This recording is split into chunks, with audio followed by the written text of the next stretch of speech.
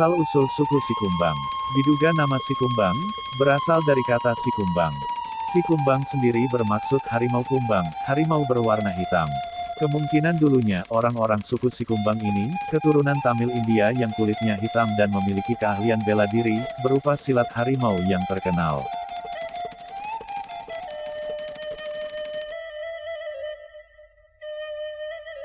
Selain itu, ada beberapa kata yang terkait dengan asal-usul nama suku Sikumbang, yaitu kata kumbang.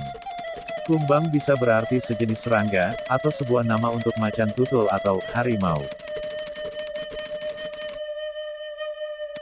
Sikumbang sangat terkenal di zaman dulu di ranah Minangkabau.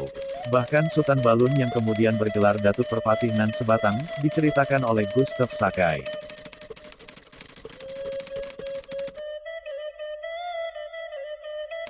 Di nagari tertua dalam wilayah Minangkabau, yakni di Nagari Pariangan, suku ini merupakan suku yang berperan sebagai hulu balang nagari, karena dalam suku Sikumbang ini, kaum laki-laki berjumlah banyak dan sangat ahli dalam bela diri.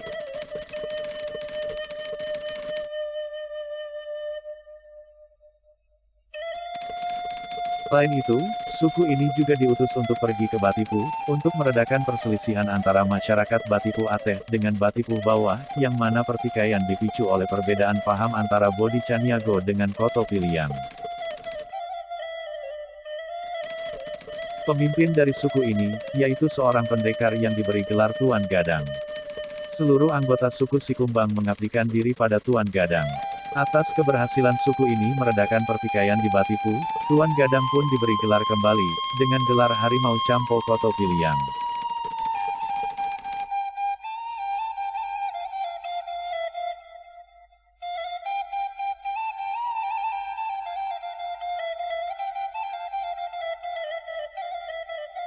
Ilmu bela diri suku Sikumbang.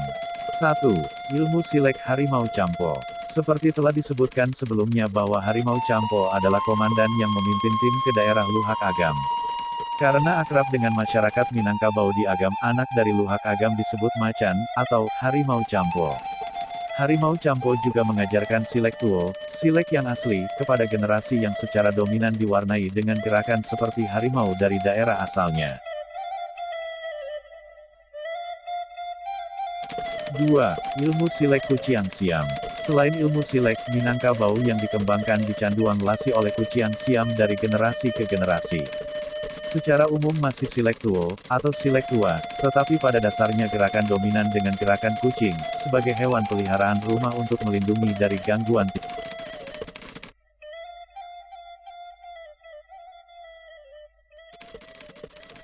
Gerakan kucing sangat lembut dan tenang tetapi sangat berbahaya, jika tertangkap oleh pesilat ini. Ketika merasa dirinya jatuh dalam bahaya, yang pertama jatuh adalah kakinya dan tidak akan ada suara, seperti tidak menginjak tanah. Dalam gerakan silek, ada gerakan yang disebut jatuh kuciang, berarti jatuh ke bawah seperti kucing, bisa dibilang teknik silat ini pembunuh senyap tanpa suara.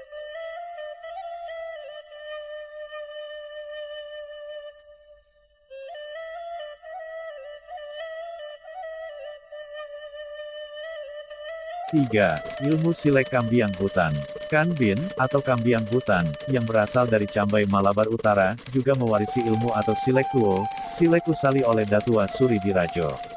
Ilmu silek Kambiang Hutan, dikembangkan di daerah Luhak 50 kota, yang ciri khasnya, menggunakan gerakan tangan di samping, memukul kepala dengan keras dan gerakan kaki yang cepat bersilangan, hingga lawan tidak menyadari jika dia sudah jatuh tersungkur di tanah.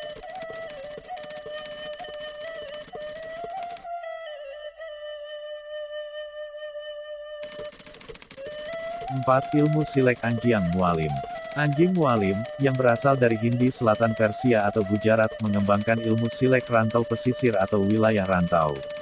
Ketika kami anggap sudah seharusnya keberadaan bukit barisan, pegunungan, membentang dari utara ke selatan barat timur, dan dari pemerintah pusat ke selatan, bisa melihat etnis pegunungan dimulai dari Angkola, Mandailing, Minangkabau, Lebong, Rawas, Pasaman, Gunung Marapi, Gunung Seblat, Gunung Kaba, dan Gunung Dempo, serta sungai yang mengalir, dan pergi ke arah muara pantai timur Sumatera. Ini adalah daerah tempat Anjin memimpin untuk pembangunan daerah asing serta pertumbuhan masyarakat. Ilmu silek semacam ini digunakan silek gerakan pertempuran dan pertahanan dalam bentuk lingkaran.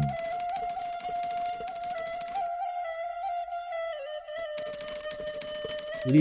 Silek Usali, Silek Tuo, atau Silek Lama. Ilmu Gayuang milik Datua Suridirajo, dan kombinasi dengan 3 jenis silek di atas, adalah menciptakan silek jenis bervariasi, untuk pertahanan diri dari tanah basah atau India Selatan. Menangkap semacam ini disebut silek langkah tigo atau 3 langkah silek, atau silek usali daripada yang bernama silek tuo. Pada dasarnya, adalah sumber utama Gayuang, atau paling terkenal dengan sebutan sasaran, sajangka duo jari.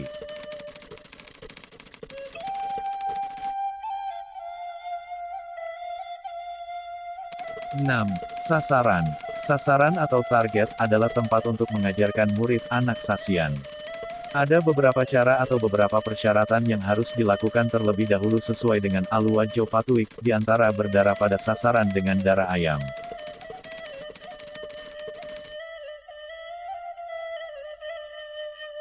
Pendidikan berbasis silek, tahu digarak jogarik, atau mengerti gerak-gerik, yang memerlukan kesadaran dan keputusan yang solid sebagai nasihat sebagai berikut. Tahu dibayang kato sampai. Tahu ditunggu kamana ruang. Tahu dirantiang kamalantiang. Alun bakilek alah bakalam. Artinya, mengetahui apa yang sedang dikatakan. Mengetahui bahaya yang akan datang. Mengetahui apa yang akan terluka. Berpikir secara mendalam sebelum mengambil suatu tindakan. Syarat menjadi pandeka atau pendekar adalah mengetahui dari garak jogarik atau tujuan dan tindakan. Garak di Minangkabau tidak berarti sebuah tindakan, ini artinya suatu tujuan atau isyarat.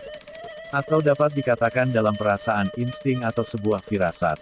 Sementara garik berarti tindakan yang dapat terlihat sehingga dapat dihindari, dihentikan, ditangkap atau dikunci. Pengaruh hukum adat begitu kuat di Minangkabau, yang benar-benar membantu dalam pembentukan jiwa pendekar Minangkabau, seperti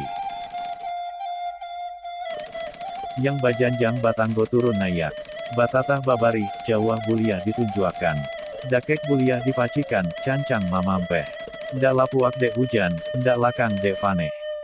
Yang berarti hormat, penuh kepercayaan, kejujuran, loyalitas. Kerabat atau sekutu suku Sikumbang. Suku Sikumbang bersekutu dengan suku-suku lain di Minangkabau terutama suku Tanjung, suku Koto, suku Piliang, Guci dan suku lainnya. Penyebaran masyarakat suku Sikumbang.